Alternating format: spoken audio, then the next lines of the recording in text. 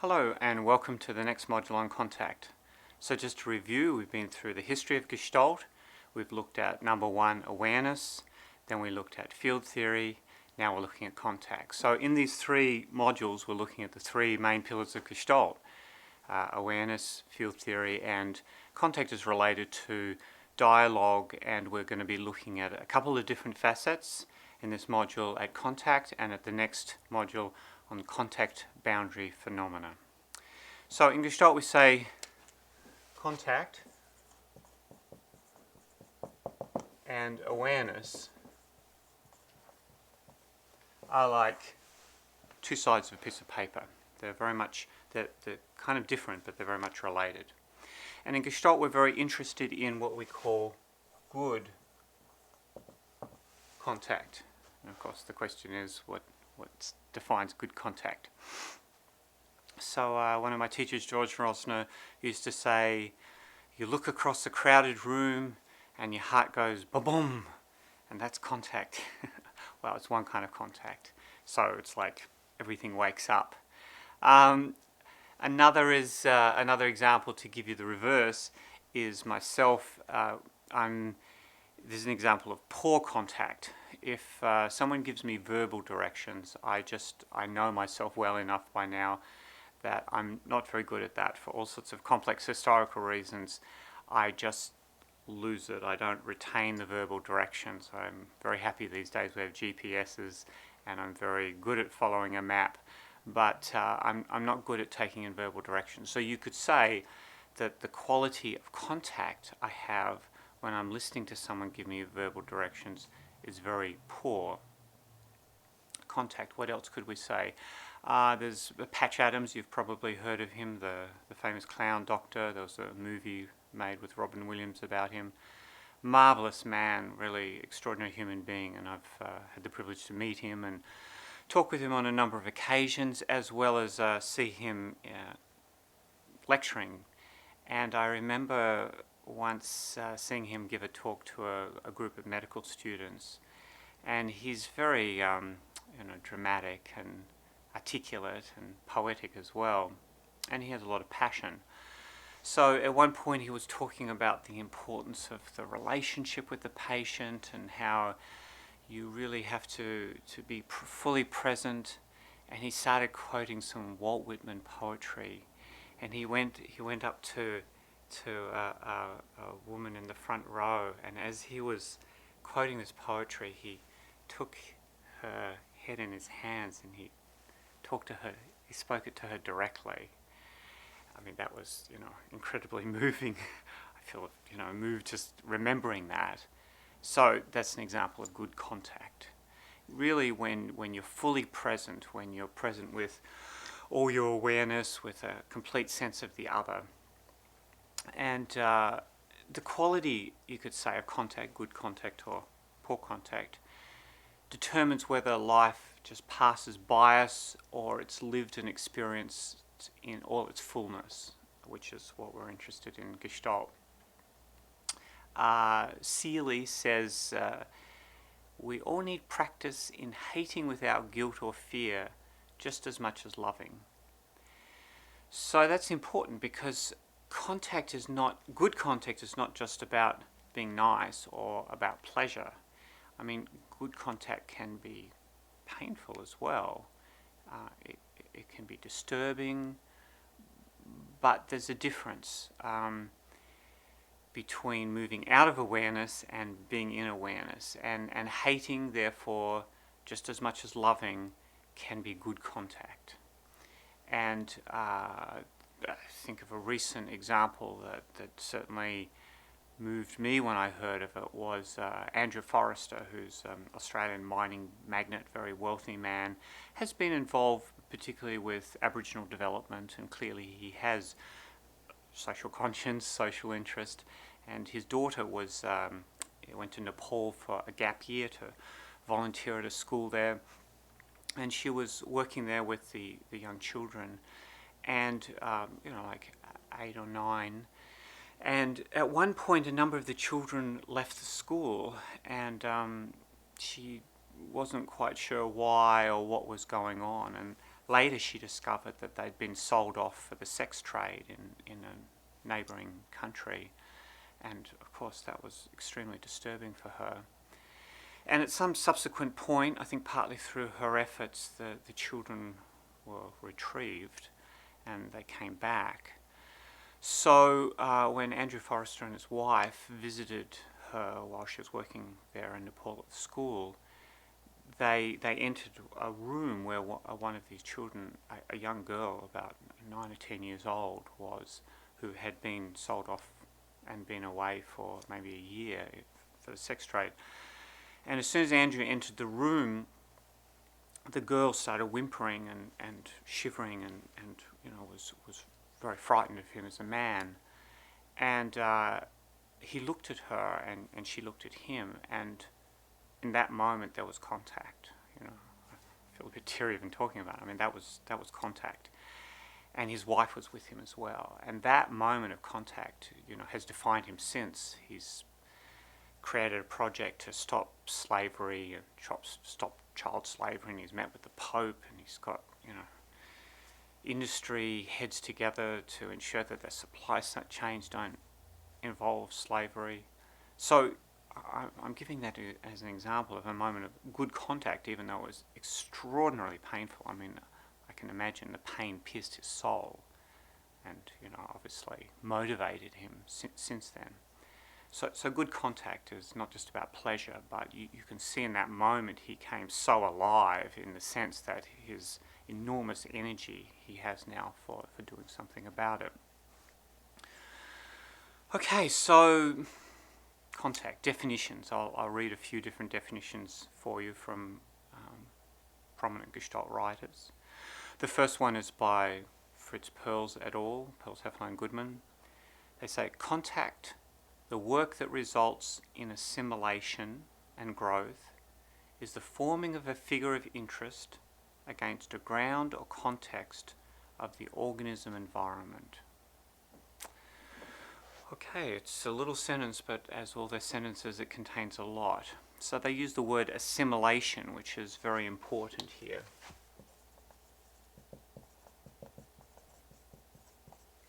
Assimilation suggests digestion, and as I'll go on to explain in the next module, particularly contact, part of our understanding of contact has a lot to do with this digestive process and with being able to assimilate what's out there in here. So contact, the work that results in assimilation and growth, which is something else that we're interested in Gestalt. Obviously, physical assimilation leads to physical growth or development or nurturing. We're here talking about psychological, relational assimilation that leads to the growth of ourself, our development as individuals. Is the forming of a figure of interest against a ground or context of the organism environment. Okay, so we're back here to the figure of interest against the ground. And so, see what they're saying, this is the link with awareness, because in the module on awareness we're talking about the development of a figure, and that's the nature of awareness, is that something comes into our awareness as something clear and sharp against a background.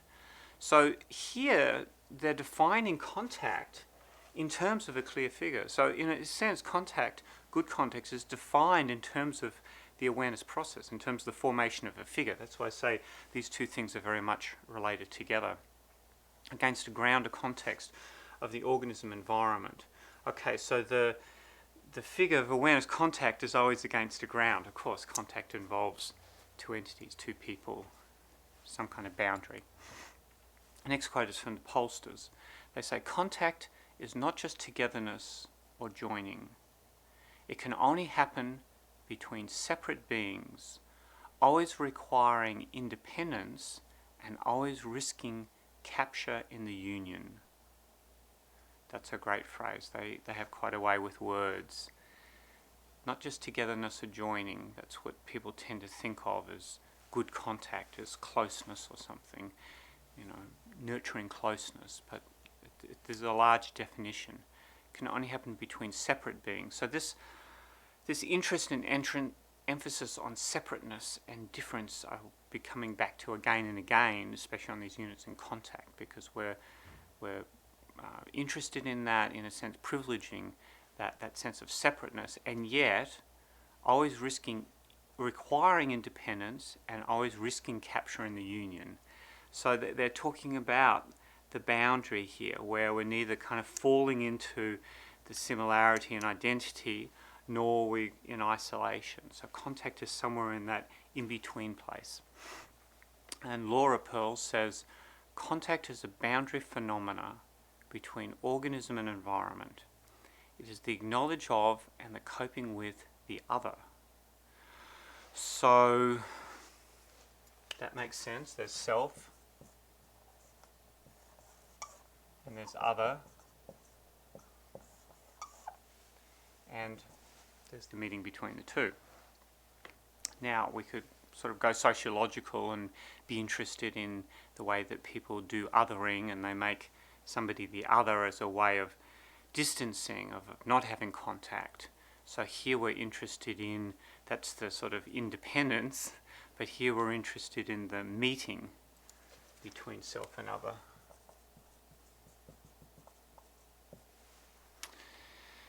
And of course, just to reference back to field theory, contact, if we want to talk about contact as two figures, self and other. So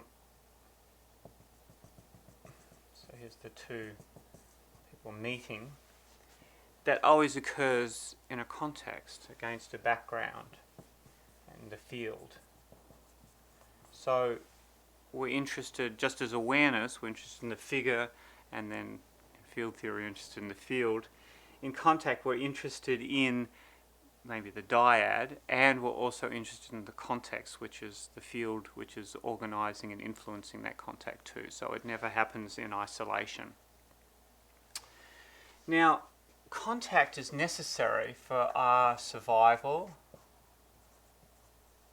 firstly, and secondly for our growth.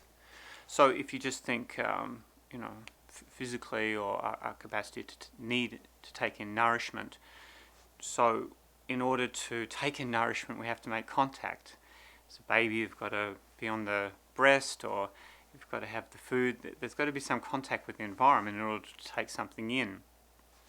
And that goes on throughout our life. To survive and then to grow and thrive, we need some kind of contact. Of course, people can benefit from periods of solitude and such, and there's some people that want to do that and have an internal contact with their God or something, but generally we need the contact of being with others or being with the environment in some way. And if there's some process of constriction, of contraction, of freezing up, then that restricts the ability to go out and seek nourishment. And I mean, if that was physically the case, we'd kind of starve. On an emotional level, there's neurosis, which is a bit like starvation of the soul, you could say. So we have a natural wisdom in our organism. Again, this is the Gestalt belief, that we know what we need. That's the forming figure, fundamentally. And so that we, our organism, to use this terminology, know what we need, and we reach out, we make contact in order to take in what's nourishing. So there's two important words here, what's nourishing, and to reject what's toxic. Because just to simplify and dichotomize, what we come in contact with is either going to be nourishing or it's going to be toxic. It's either something we need or it's something we don't need. And so a fundamental part of good contact is being able to, of course, discriminate between the two. And again, on a gut level, I'd assert that we do know these things. And part of what's the problematic is going out of awareness and getting out of touch with what's toxic and what's nourishing. I'll be explaining a bit later under the boundary phenomena something about how that occurs. So important in all this is the boundary.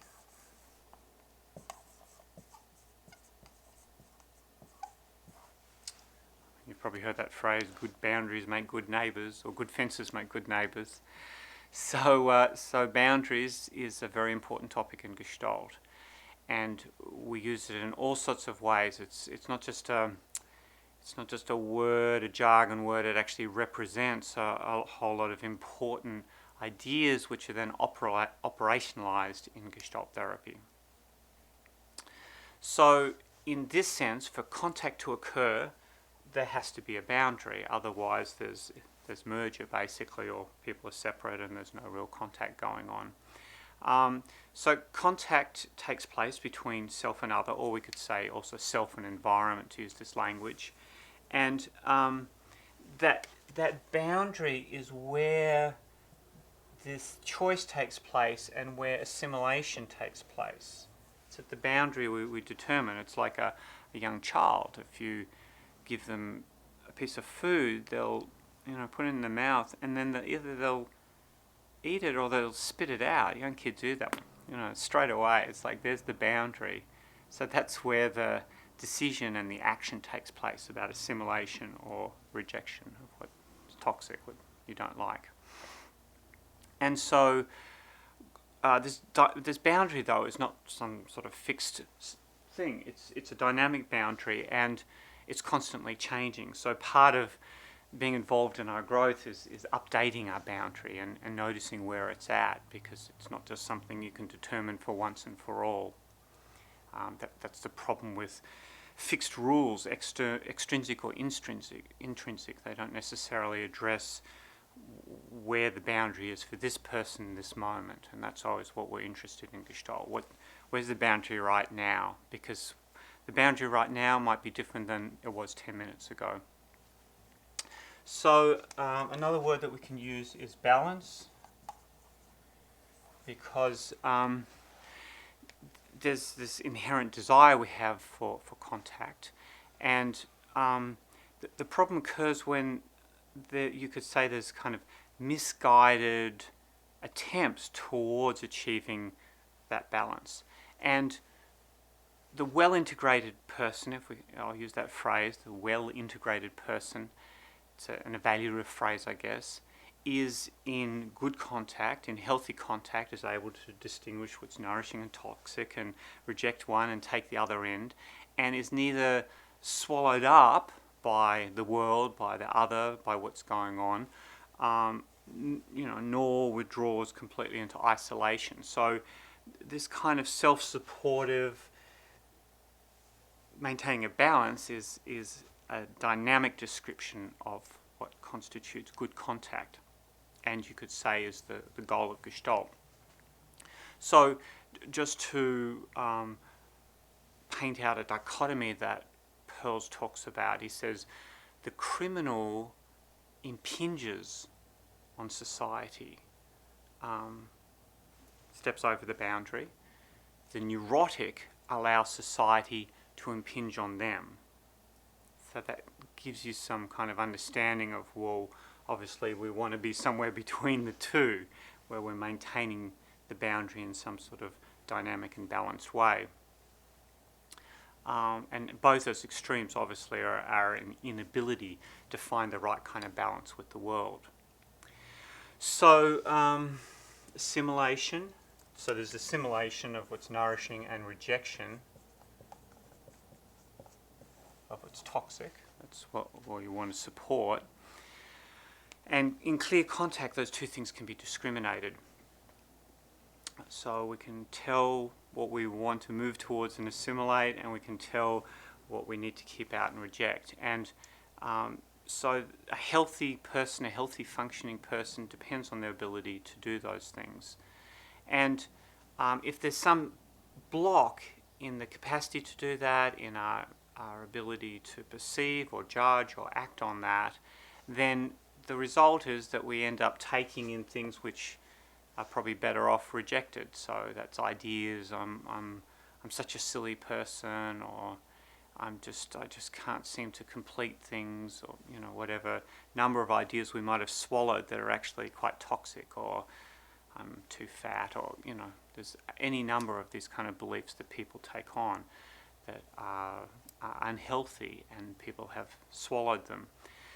Or sometimes people keep out things that are healthy, that could be nourishing, maybe out of hurt or any number of reasons. I'm a rock, I'm an island, I don't need other people, I'm here with my books and my poetry, and that's enough. I mean, that can be creative and nourishing, but it can also be a way to isolate and to pull back from receiving something which is potentially going to help us grow and develop. So another comment I have is that contact, okay, that's a noun, but really it's better if we put contacting on the end, so it's a verb, because it's a process. We need to stress the dynamic nature of contacting. And so it's not a state. It's not in a state of good contact. We talk about good contact as if it's a state. It's a momentary state. And so are isolation and confluence. Now, of course, if the states become fixed, that's what's problematic. But really, we're interested in observing the dynamic nature of people's contacting process. And I did mention in the last module that Pearl's definition of contact is self as a process, that is, self as a system of contacts. Self as a system of contacts. So, the very nature of our existence is in the contacting process. I experience who I am as I'm in contact with whatever that is. So there's a constant flow in this process of emerging Gestalten and dissolving Gestalten. So that's the awareness cycle. So contact occurs in this dynamic way along this process, and it varies according to where we are in that awareness. Now we could call it awareness contact cycle. That, in a way, that's a better term. And what happens is that there's entry, contact, withdrawal. But if this gets messed up, if there's blocks, if we don't move well along that awareness cycle, then what happens is we end up with the unfinished gestalts, and we get the unfinished business. And so poor awareness and poor contact both lead to this sort of unfinished business, which is a lot of the reason that people come into therapy and what creates a lot of the problems in people's lives. So this contact is very much related to the figure ground that I was talking about last time. And so good contact, as previously in the quote, is almost the same thing as a good figure. I mean, we're just looking at the two sides of the piece of paper from different angles. So the pollsters say, for a few moments or even more, the clear, vivid figure is the only gestalt in existence, imbuing the here and now with a richness and clarity which is exquisitely spontaneous, unity perception, movement, and emotion in unitary action, whether it be full-bodied expression of grief or a sexual climax.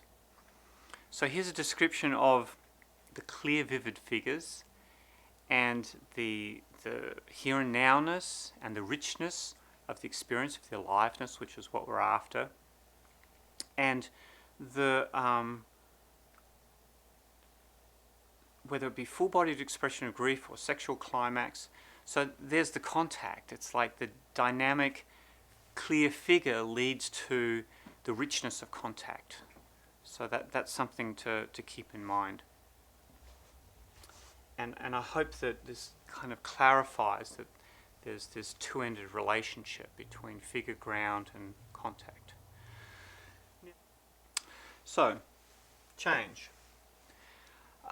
Because contact is also very much connected with change. Now, if we blur out our awareness of the other, and whether that's through the process of anxiety or dread or indifference or boredom, whatever that blurring process is, then you can say there's no contact, or there's not much contact. It's a very poor quality of contact.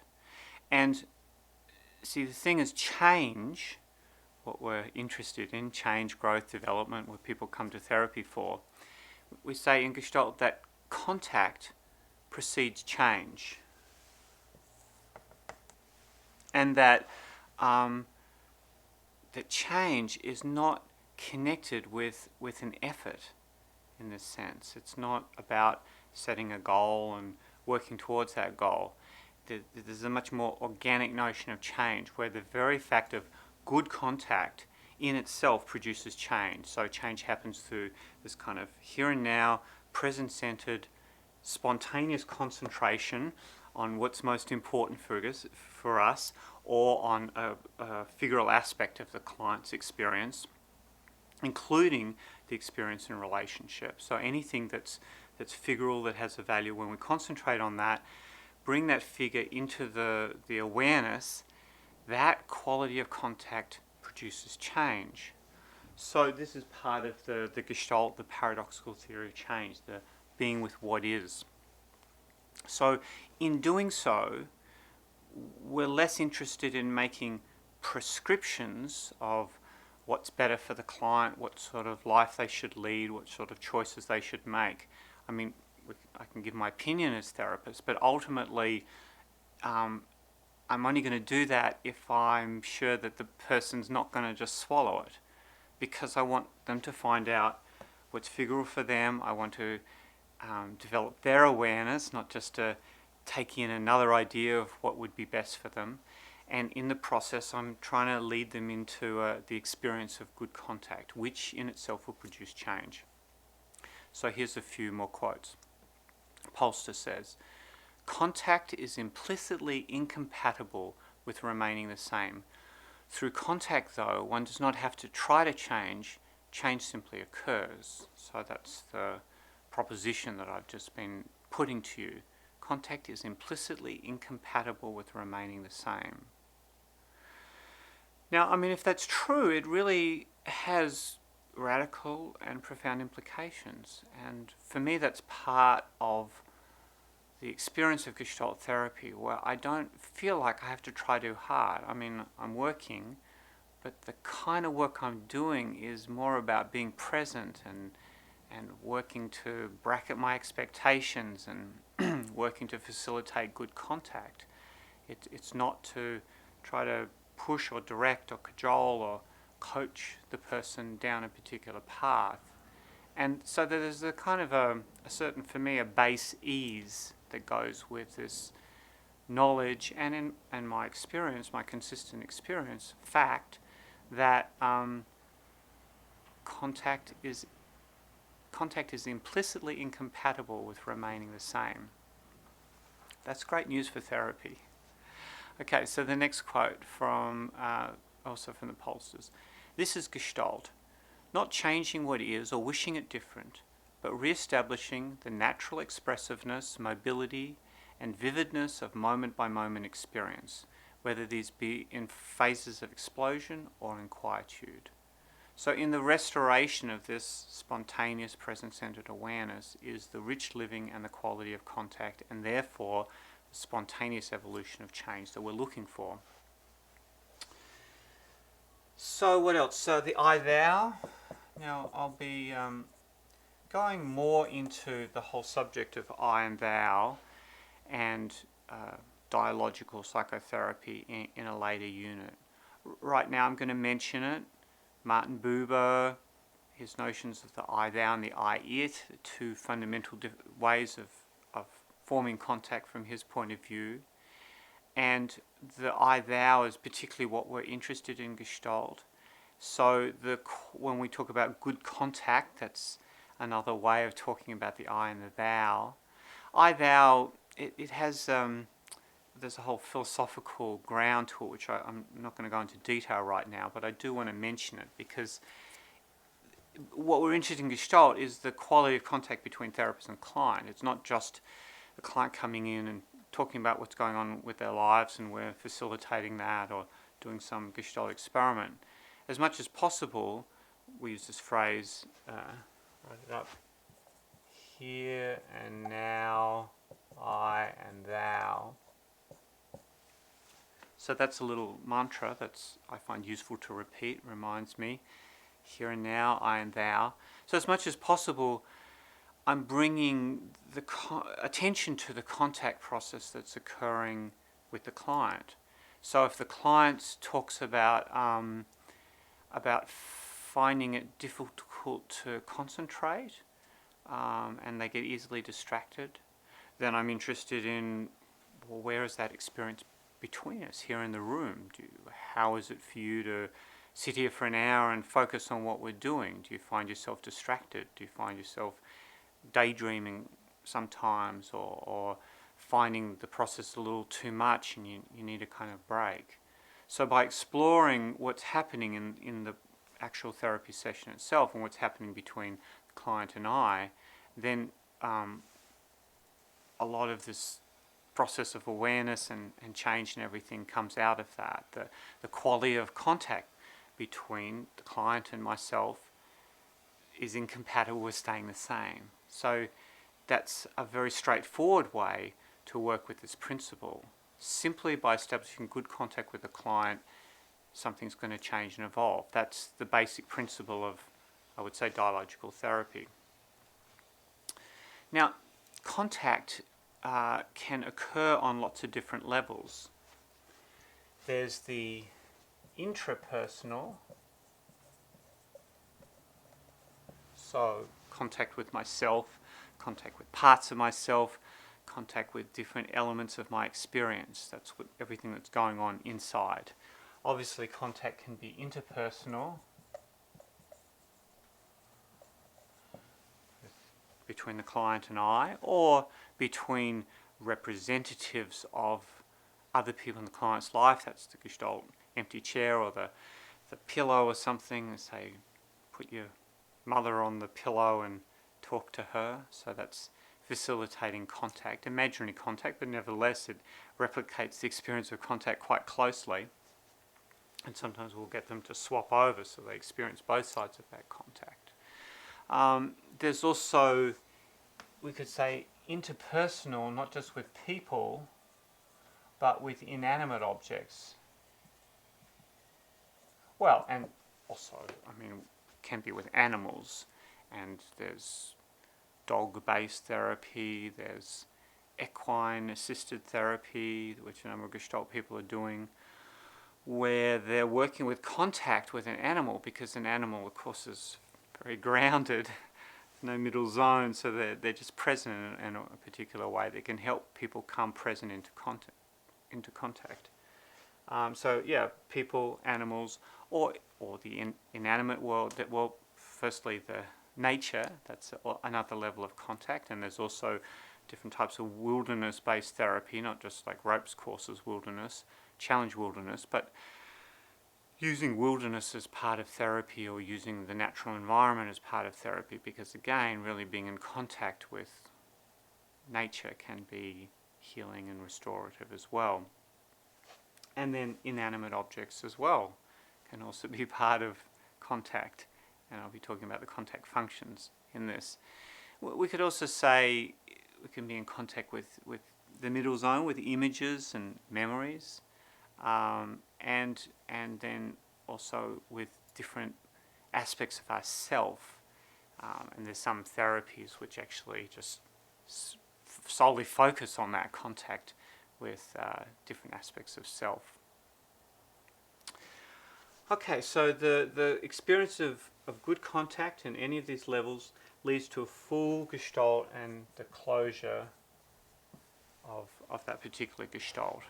And that's partly the secret of why it is that good contact leads to change, because it moves us along the awareness cycle. Now, when we talk about contact or contacting, I also mention the other aspect of isolation, or we can use this word withdrawal.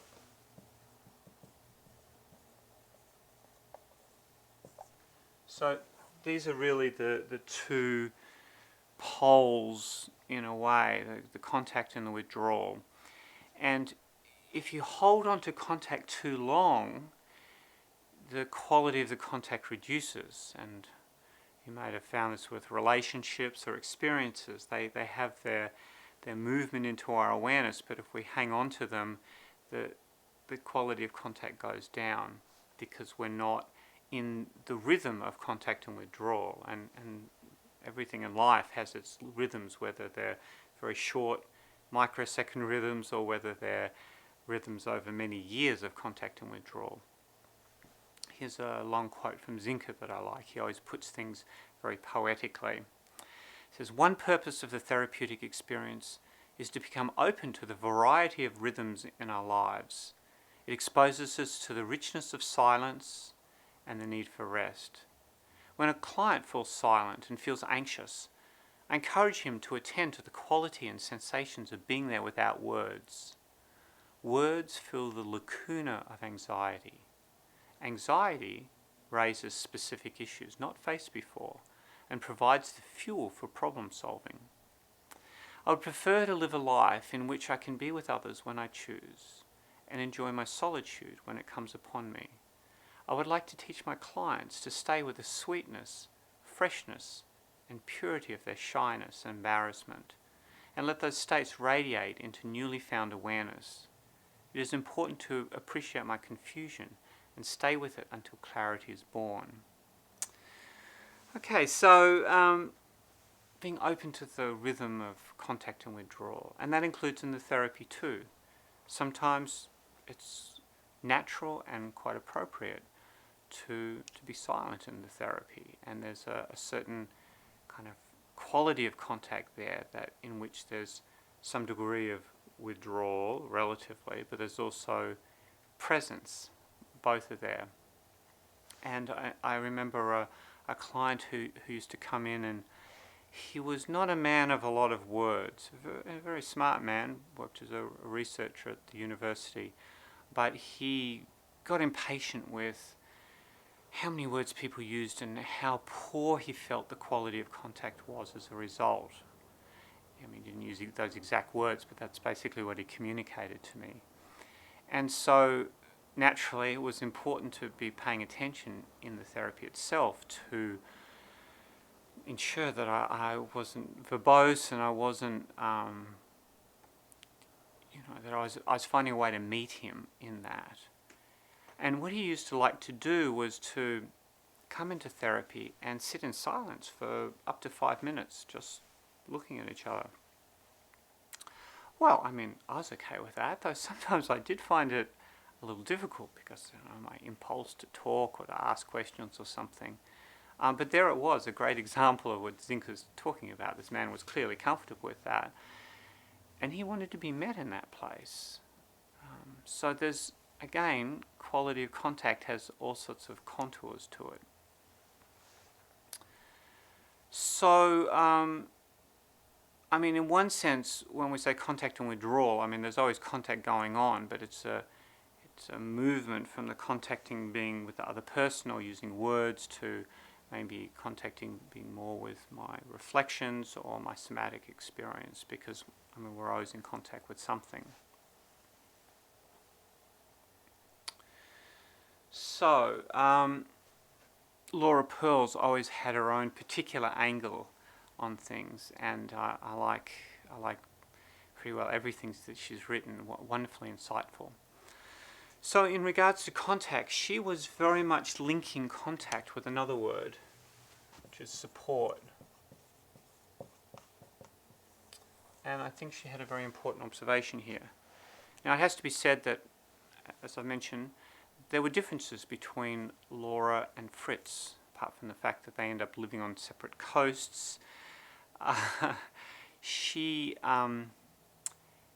Fritz tended to emphasize more self-support, and Laura was more interested in support, I think, relationally.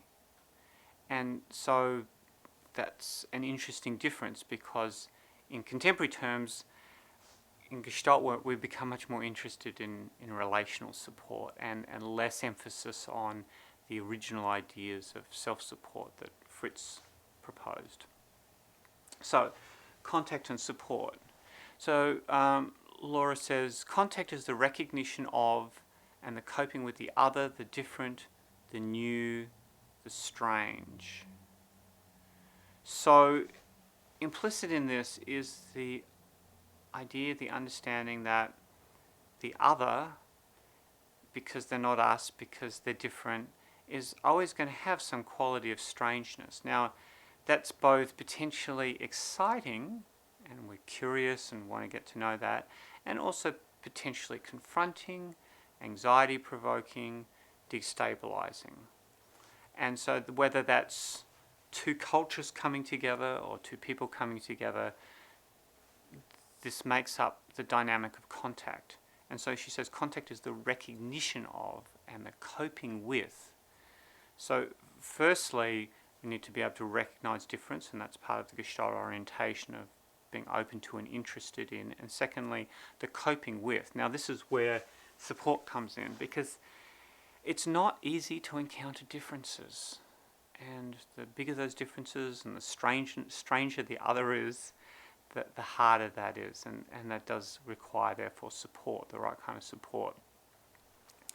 So the boundary where we both meet and also experience our difference, our separateness, is this place where there's a whole mix of potentially very alive things going on, alive experiences. There's enthusiasm, interest, excitement. There can be fear, there can be hostility. All these things come into focus at the contact boundary. However, our capacity to actually have contact is completely related to the amount that support's available for all these intense feelings.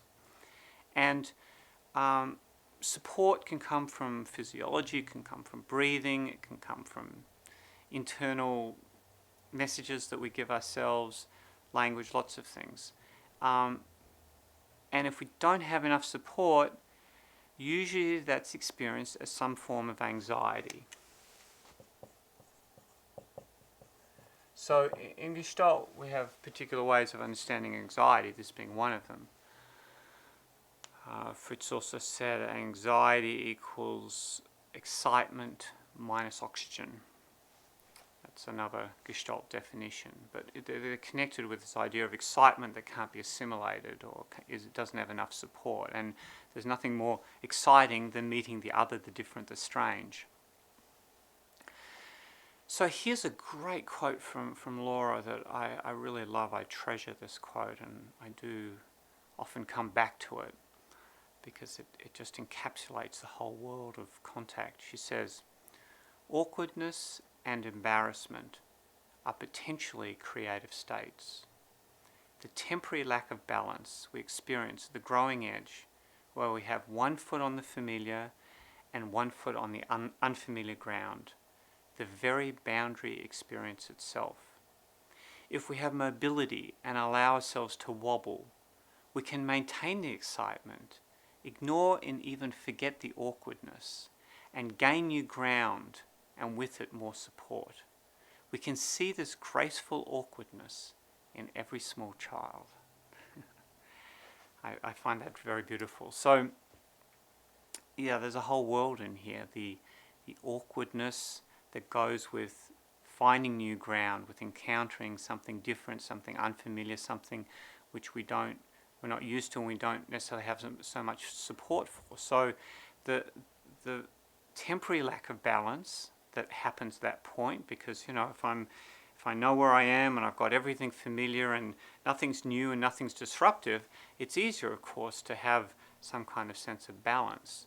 But when we start to encounter something that rocks our world a bit, whether that's positive or negative, then there's this kind of wobbliness. Now, if we're willing to stay in contact and not just blank out awareness, then, as she says, stepping towards the unfamiliar, stepping into context. There's one foot on familiar ground, this is what I know, this is me, this is my values, and one foot on the other, unfamiliar. Wow, what's this?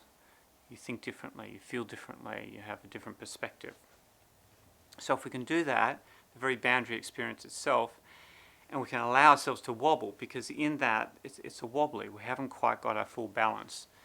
And maintain the excitement, so stay with the excitement of it, not go to dread, not go to anxiety. And we can gain new ground and with it new support. So there's support needed to do that. And then when we step into the new ground, into the fuller contact, it increases its growth. It increases our capacity to be even more fully alive, to be larger than we were before. Graceful awkwardness in every small child. So that's a natural thing that kids do. You know, they explore out into the environment, they get scared, they pull back, they explore out. They're willing to take the risk, to be at the edge of the unknown, to run back when they need support, but then to run out again. It's such a great metaphor. So basically, we say in Gestalt that you can't integrate what you don't have support for. And as I've mentioned, in Gestalt, integration is very key. We're really not interested in new experiences, in dramatic, cathartic experiences for themselves. We're only interested to the degree to which they can be integrated, and that is related to the amount of support that's available. So what happens is that when I am able to integrate experience, new experience, that goes into who I am. In a sense, it goes into my ground, into what I can draw on potentially. My ground becomes richer. The figures that I draw from become richer as my experience widens. Well, not just experience, but the assimilation of experience. That's the emphasis. And what's not integrated, what's not assimilated, gets lost, as it were. Unless, if there's, for instance, sometimes if you go to a festival, go to the blues festival in Byron Bay or something, there's, a dozen acts during the day, and of course, being thirsty to get my money's worth and watch all the acts, I can go from one fantastic musical performance to the next, and that's exciting, and I'm enjoying it. But really, how much can I actually assimilate that? Somebody asked me about the day, and I go, oh my God, there was so much that happened. Well, let's see. And maybe I can think of 3 or 4 acts, but it's hard to go through all of them. And a week later, what do I retain? I'm probably going to retain 2 or 3. I'm not going to retain all 8 or 9. So really rich, positive, nourishing experiences, unless they're assimilated, they kind of get lost from what I can draw on. So Laura says context is relevant only to the extent the support is available. And some of that support comes from the therapist in the therapy, and some comes from the persons, from themselves. So support can be different things. Support can be breathing. That's one primary way that we support people, and we notice when they stop their breathing and they freeze up, and support them to allow their breath to move, and therefore the awareness to move, and therefore the anxiety to release. There's circulation. How much blood is flowing through your body, and sometimes therefore it can be good in therapy when something intense happens to invite the person to move around. Therapy can be a little static, just sitting in chairs, and the circulation goes down, and so that can be supportive to match the amount of energy someone has. Support is also in digestion, and that's physical, emotional, and there's a whole world in each of these things, how to support people in these ways. Digestion is related to how we take in, how we chew or just swallow things, and it's related to a whole process which goes on. The biodynamic psychotherapy, Gerda Boyson, they used to put a stethoscope here on the peristaltis, listening to the digestive processes, because when you listen to those, you can tell a lot about how the person is assimilating. And so there's a whole world of somatic work that can go on with digestive processes. language is another way of support, of forming support. And of course there's things that we tell ourselves that are very unsupportive, but there's also in Gestalt an interest in the very precision of language in terms of representing actual experience, and that can be supportive. Or putting things into language can be supportive. I had a client the other day who was struggling with, he's heterosexual, but he was struggling with a feeling of some kind of arousal in relation to another man. Not that he wanted to go have sex with him, but something was going on, some sexual tension, and that was confusing and disturbing for him, and he couldn't say much more about it. So the therapy session was unpacking that, was exploring, was looking at the context, the family history, what went on, and as we looked at the context, as we look at what happened in the field, that made more sense. And as we went along, I was able to offer him some ways to look at this, to understand it, and to language his experience. So then he was able to start saying more things about the nature of his experience. He was able to find a language to express that and meet that. Now that's very supportive. That's a form of support. And support can come through certain habits and customs and rituals that we have, or sometimes through the creation of new rituals. So I could go on and on. I'm just giving you some understanding of all the different ways that we can utilize support in psychotherapy. So the question of whether the person has support, how much they have, is key question in Gestalt, and I'm always going to be interested in that as I explore the person's contacting process. And neurosis, in a sense, can be seen as a lack of support. That's one diagnosis that we might have, and therefore the solution is clear: